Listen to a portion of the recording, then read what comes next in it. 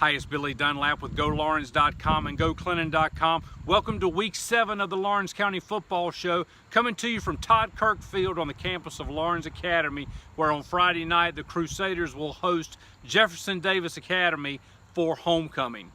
Now, let's talk about the Crusaders first. Like I said, Jefferson Davis Academy will be here on Friday night for a 7:30 kickoff for homecoming. Laurens Academy comes in 1-4 on the season after a thrilling 64-63 win over Newberry Academy last Friday night.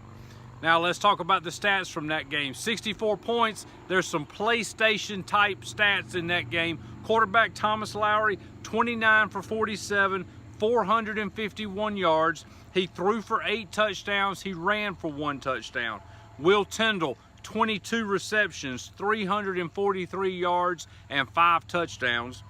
Kenny Langston, 26 tackles. Now, Jefferson Davis Academy comes in, they're 4-3 on the season. They're out of Blackville, South Carolina.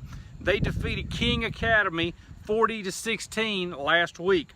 Last year, Jefferson Davis Academy defeated the Crusaders 42-24. So homecoming right here at Todd Kirk Field, 7:30 on Friday night. Jefferson Davis Academy coming to Laurens Academy. Now let's talk about the PC Blue Hose. They're going to host St. Francis University on Saturday at 1 o'clock at Bailey Memorial Stadium. This is the 5th straight home game for the Blue Hose. PC comes in 2-3 on the season. They lost to Wofford 31-7 last week. This is the final non-conference game for PC before they get into Big South Conference play. St. Francis University, they're called the Red Flash. They're out of Loretto, Pennsylvania. They're 3-1. They defeated a very good Liberty team 13-7 last week. They're out of the Northeast Conference. Their head coach is former NFL All-Pro lineman Chris Villarreal. So Blue Hose got a tough matchup again this Saturday, hosting St. Francis 1 o'clock at Bailey Memorial Stadium. Now let's talk about the Clinton Red Devils. They're going to Mid-Carolina for a big game on Friday night at 7:30. Clinton comes in 2-4 on the season. They lost to the #1 team in 3A, the Chapman Panthers, last week, 48-18. Last year, Clinton defeated Mid-Carolina 45-7. Last week against the Panthers, Clinton found out just how good Chapman is. The Red Devils were down 20-12 at halftime, felt like they were in the game. Then Chapman outscored them 28-6 in the second half to take the 48-18 win. Chris Holmes and Mark Wise, they continue to be a force in the backfield for the Red Devils. Holmes last week, 22 carries for 126 yards and a touchdown. Mark Wise, 113 yards on 16 carries and a touchdown. Clinton defense struggled against that high-powered Panther offense last week. They gave up 320 yards of rushing. DJ Twitty, big back for Chapman, ran for 186 yards and 4 touchdowns. Talked to Coach Andrew Webb yesterday. He says that the Red Devils have been working hard on tackling this week and taking care of the football. He says that's what we have to do to win ball games. Now let's talk about Mid-Carolina. They're 0-6 on the season. They lost to Broome 38-21 last week. Their last win was a 48-7 win over Eau Claire on October the 23rd, 2015. Mid-Carolina has 18 straight losses. 0-10 last week, 0-6, or 0-10 last season, 0-6 so far this season. Now this year they've got losses to Chapin, Saluda, Batesburg-Leesville, 96, Abbeville, and Broome. So good chance for the Red Devils to get back on the winning side Friday night, 7:30 at Mid-Carolina. Now let's talk about the Laurens Raiders. Wade Hampton is coming to Laurens for homecoming, 7:30 Friday night at KC Hanna Stadium.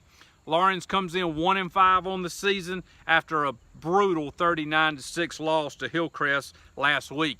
The Raiders were dominated on both sides of the ball last week. It was 39-0 at halftime. So got to make some changes. Raiders got to get better this week. They're dealing with a lot of injuries. They had several guys go out last week. Aaron McLeod went out, tore his ACL. He's done for the year. Other guys that are potentially out this week, wide receiver Devontae Grant, defensive lineman Jayon Babb, linebacker Connor Owens, running back Troy Dendy, kicker Devin Hubner, and running back linebacker Dwayne Martin. As of right now, all those guys are out for Friday night. Coach Chris Liner says we'll see who we can get back for the game on Friday. So for the Raiders, it's next man up. It's whoever can step up to fill those shoes for those guys that are injured, and we'll see what happens on Friday night. The Raiders are struggling up front on both sides of the ball. Offensive line, defensive line, both struggling, and that's causing a lot of problems for the rest of the Raider team. So looking for some improvement this week, looking for the Raiders to get things right against the Wade Hampton Generals. Now, last year, Laurens defeated Wade Hampton 48-28. Wade Hampton comes into the game 2-4.